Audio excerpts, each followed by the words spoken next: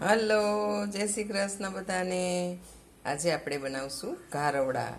તો એના માટે જારનો લોટ લઈ લીધો છે અને 8 કલાક માટે આ રીતે પલાળી દીધો હતો.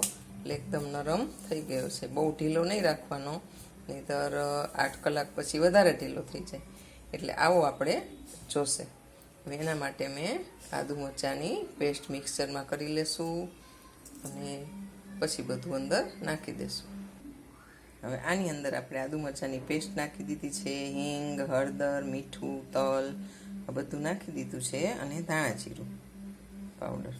હવે આ બધું મિક્સ કરી લેશું હાથેથી એકદમ સરસ.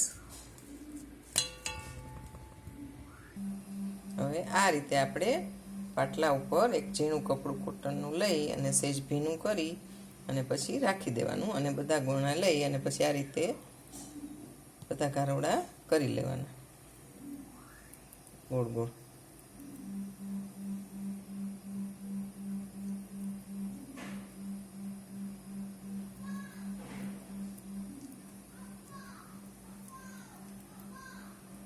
સીધા ભજીયાની જેમ પાડીએ તો એ કઠણ લાગે છે અને આ ફૂલીને આમ દડા જેવા થઈ જાય એટલે એકદમ સરસ પોચા થાય છે.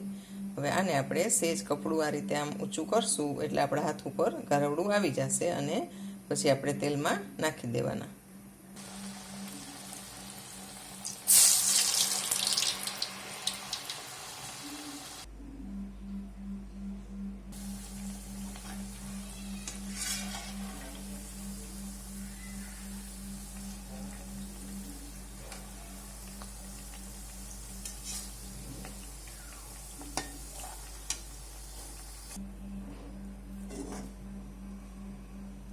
આ રીતે આપણે બધા ઘારવડા કરી લેશું.